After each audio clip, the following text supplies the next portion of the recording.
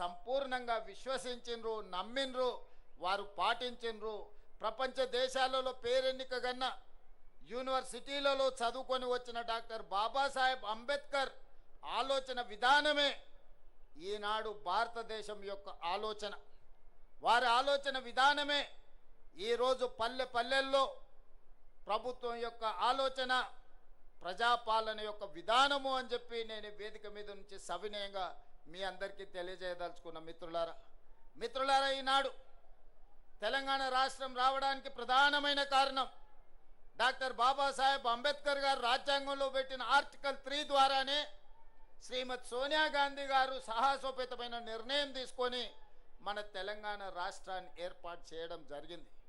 తెలంగాణ ఉద్యమంలో మీకు అందరికీ తెలుసు, దళితులు, గిరిజనులు, ఆదివాసీలు, బలహీన వర్గాలకు సంబంధించిన పిల్లలే పోరాటంలో ముందు భాగాన నిలబడడమే కాదు, ఆత్మ బలిదానాలలో వాళ్ళే ప్రత్యేకమైన పాత్ర పోషించి ఈనాడు తెలంగాణ రాష్ట్రాన్ని సాధించుకోవడంలో వాళ్ళు ప్రత్యేకమైన పాత్ర పోషించారు. వాళ్ళే కాదు, ఈనాడు గుర్తు చేసుకోవాల్సింది గద్దరన్న తిరగని గల్లీ ఉందా? గద్దరన్న గజ్జె కట్టి గొంగడి భుజానేసుకొని తెలంగాణ ఉద్యమాన్ని ఉవ్వెత్తున లేపిన విషయం ఈ చరిత్ర, ఈ సమాజం మర్చిపోతుందని ఎవరైనా అనుకుంటే అది వాళ్ళ భ్రమనే. ఇప్పుడు మనం పాడుకున్న జయ జయ హే తెలంగాణ ఈ నినాదం రణ నినాదమై తెలంగాణ మారుమూల పల్లెల్లో మారు మోగి ఈరోజు తెలంగాణ రాష్ట్రాన్ని సాధించుకోవడమే కాదు, రాష్ట్ర గీతంగా అవతరించిన జయ జయ హే తెలంగాణ అందించింది అందశ్రీ మనవాడు కాదా? తెలంగాణ వచ్చిన 10 సంవత్సరాలలో ఈడున్న మిత్రులను, దళిత మేధావులను, ఆదివాసీ మేధావులను, గిరిజన మేధావులను, తెలంగాణ మేధావులను నేను అడుగుతున్నా, తెలంగాణ రాష్ట్రం వచ్చిన మొదటి 10 సంవత్సరాలలో ఉద్యమంలో ముందు భాగాన నిలబడ్డ వాళ్ళ పరిస్థితి ఎలా ఉండే? ఉద్యమాన్ని ప్రజలకు చేరవేసి ప్రపంచానికి ఎలుగెత్తి చాటిన గద్దరన్న అందశ్రీల పరిస్థితి ఏ విధంగా ఉండే? మీరు ఒక్కసారి ఆలోచన చెయ్యండి. వారి ఎన్నికల వాగ్దానం ఉండొచ్చు, వాళ్ళు ఏమేమో చెప్పి ఉండొచ్చు, మంత్రివర్గంలో అయినా దళితులకు, గిరిజనులకు ఇచ్చిన స్థానం ఏందో మీరు ఒక్కసారి ఆలోచన చెయ్యండి అని చెప్పి నేను నా మిత్రులకు సవినయంగా విజ్ఞప్తి చేస్తున్నా. మిత్రులారా, ఆనాడు మంత్రివర్గంలో ఉన్న స్థానం ఎంత, సంఖ్య ఎంత, ఏ జాతికి ఎంతుండేనో మీరు లెక్కేసుకోండి.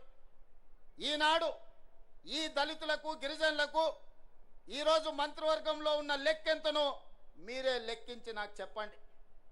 ఇవాళ అసెంబ్లీ స్పీకర్గా గడ్డం ప్రసాద్ కుమార్ గారు, లేకపోతే మంత్రిగా దామోదర్ రాజనరసింహ గారు, మంత్రులుగా మరో మిత్రుడు అట్లూరు లక్ష్మణ్ గారు, వివేక్ వెంకట్ స్వామి గారు, ఇలా చెప్పుకుంటూ పోతే ఇంతమందిని, 4 మంత్రులను, ఒక స్పీకర్ను, అదేవిధంగా విప్పులుగా వేముల వీరేశాన్ని, లేకపోతే రామచందర్ నాయకును, ఇవాళ మంత్రివర్గంలో మా సీతక్కను, ఇంతమందికి ప్రాతినిధ్యం ఉమ్మడి రాష్ట్రంలోనైనా వచ్చిందా?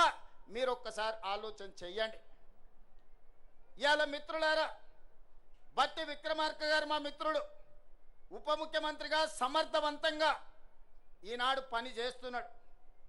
సిఎల్పి లీడర్గా ఉంటే ఓర్వలేక హోదా తగ్గించి ఆయనను అవమానించే విధంగా అవమానకరంగా సిఎల్పి నాయకుడిగా తొలగించుకున్న చరిత్ర కళ్ళ ముందలనే ఉంది కదా.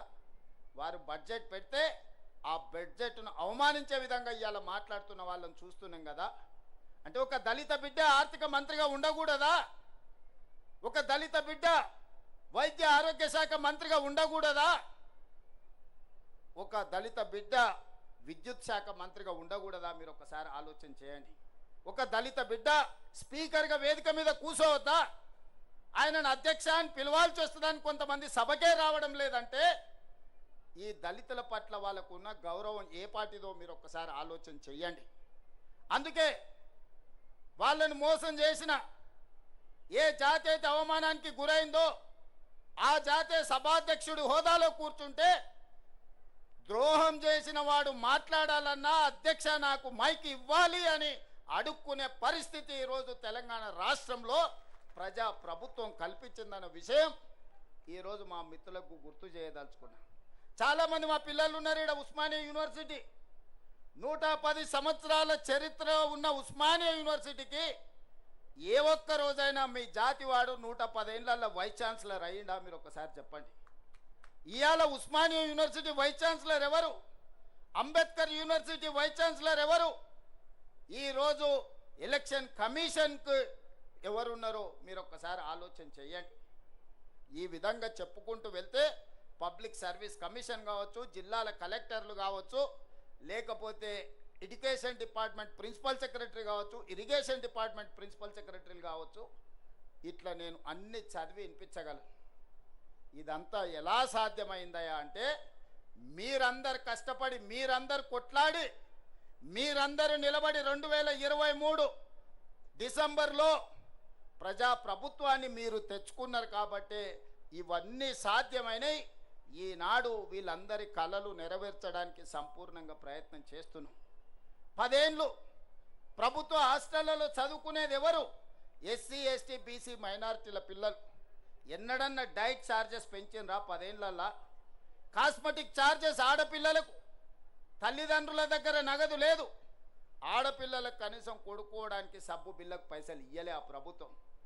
ఇవాళ డైట్ ఛార్జెస్ 40%, కాస్మెటిక్ ఛార్జెస్ 200% పెంచి ఈ వర్గాల యొక్క ఆత్మగౌరవాన్ని నిలబెట్టడానికి ప్రయత్నం చేసిన మాట వాస్తవం కాదా? ఇవాళ యంగ్ ఇండియా ఇంటిగ్రేటెడ్ రెసిడెన్షియల్ స్కూళ్ళు దళితుల దగ్గర, గిరిజనుల దగ్గర, మైనారిటీల దగ్గర, ఉన్నత కులాలకు ఇంకొక దగ్గర రెసిడెన్షియల్ స్కూల్స్ కడితే ఇది కులాల మధ్యన విభజన జరుగుతుంది, సమాజంలో అంతరాలను పెంచుతుందని యంగ్ ఇండియా ఇంటిగ్రేటెడ్ రెసిడెన్షియల్ స్కూళ్ళల్లో ఎస్సీ, ఎస్టీ, బీసీ, మైనారిటీ ఉన్నత వర్గాలను అన్నిటినీ ఒక దగ్గర చదువుకునే విధంగా ఇవాళ 25 ఎకరాలలో కార్పొరేట్ కాలేజీల కంటే అద్భుతంగా ఈరోజు నిర్మాణం చేసి ఒక అద్భుతమైన విద్యను అందించాలని అంబేద్కర్ గారు ఏదైతే ఆలోచన చేసిండో పేదలకు విద్య చేరాలి అనే దాని మీద ఈరోజు ప్రయత్నం చేస్తున్నాం. ఇదే కాదు, ప్రభుత్వ పాఠశాలల్లో పేదలకు నాణ్యమైన విద్య అందడం లేదని ఒక బాధ ఉంది. అందుకే ఈరోజు వాటి అన్నిటిని ప్రక్షాళన చేసి గతంలో లేని విధానాన్ని నర్సరీ, ఎల్కేజీ, యూకేజీతో పాటు 12th వరకు తెలంగాణ ఇంటిగ్రేటెడ్ స్కూళ్ళని ఈరోజు మనం తెలంగాణ పబ్లిక్ స్కూళ్ళను తీసుకొచ్చి ఈ నిర్లక్ష్యానికి లోనైన సమాజానికి దూరంగా నివసిస్తున్న ఈ బిడ్డల్ని సమాజంలో భాగస్వాములను చేసి విద్యను అందించాలని ఇవాళ తెలంగాణ పబ్లిక్ స్కూల్ విధానాన్ని తీసుకొచ్చినాము. అదే మన పిల్లల యొక్క భవిష్యత్తును మారుస్తుంది. రేపటి తెలంగాణ, రేపటి భారతదేశం యొక్క భవిష్యత్తు ఈ దళితులు, ఈ గిరిజనులు, ఈ ఆదివాసీలు, ఈ బలైన వర్గాల, ఈ మైనారిటీల పిల్లలే ఈ దేశం యొక్క భవిష్యత్తు, ఈ దేశం యొక్క సంపద అని ప్రజాపాలన గుర్తించింది. ప్రభుత్వ పరంగా అన్ని రకాలుగా మిమ్మల్ని ప్రోత్సహించడానికి ప్రయత్నం చేస్తున్నాం. ఈ ప్రయత్నాలన్నీ చేయడం వల్ల గత 10 సంవత్సరాలు జరిగిన పరిపాలనను, ఈ 2 సంవత్సరాలు జరిగిన పరిపాలన అంచనా వేసుకొని ప్రజలు మొన్న జరిగిన ఉప ఎన్నికలు కావచ్చు, మున్సిపల్ ఎన్నికలు కావచ్చు, లేకపోతే పంచాయతీ ఎన్నికల్లో కావచ్చు, ఈ పేదలు పట్టం కడితే చూసి ఓర్వలేక ఈరోజు కుట్రలు చేస్తున్నారు, తప్పుడు ప్రచారం చేస్తున్నారు.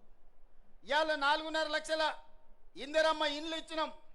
నేను అడుగుతున్న వేదిక మీద ఉన్న నాయకుల నుంచి ఇక్కడ ఉన్న పేదవాళ్ళ వరకు ఈ 4.5 లక్షల ఇండ్లల్లో అత్యధిక శాతం దళితులకు, గిరిజనులకు వచ్చిన మాట వాస్తవం కాదా? నియోజకవర్గాల వారిగా మీరు లెక్క తీయండి.